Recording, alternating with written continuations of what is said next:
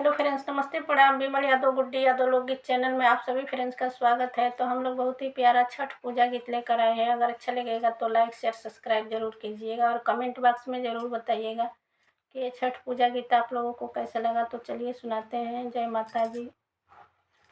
छठी मैया जाली नाई हरवा लिहाली ठेकुआ बनाई, लिहाली ठेकुआ बनाई।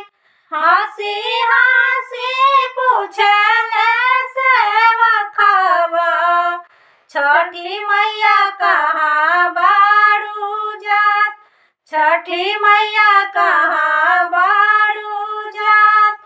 सेवा सारी फनारी अलावा लिहाली मोटरी बनाई, लिहाली मोटरी बनाई। सेवा सारी फनारी अलावा लिहाली मोटरी बनाई, लिहाली मोटरी बनाई। छोटी मुखी बड़ी छठी मैया, उनु कर लंबी लंबी केस, उनु कर लंबी लंबी केस।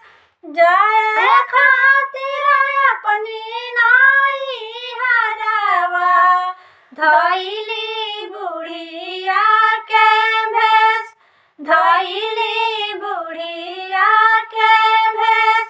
जाए खातिर अपनी नाई हरवा धइली बुढ़िया के भेस, धइली बुढ़िया के भेस।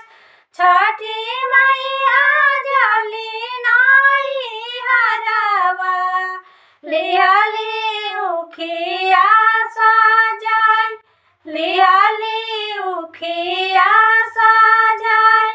हंसी हंसी पूछले सेवकवा, छठी मैया कहाँ बारू जात, छठी माई कहाँ बारू जात।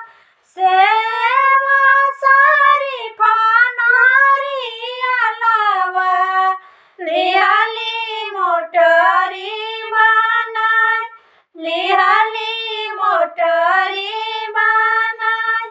छोटी मुखी बड़ी छठी मैया, उनु कर बड़की बड़की आँख, उनु कर बड़की बड़की आँख।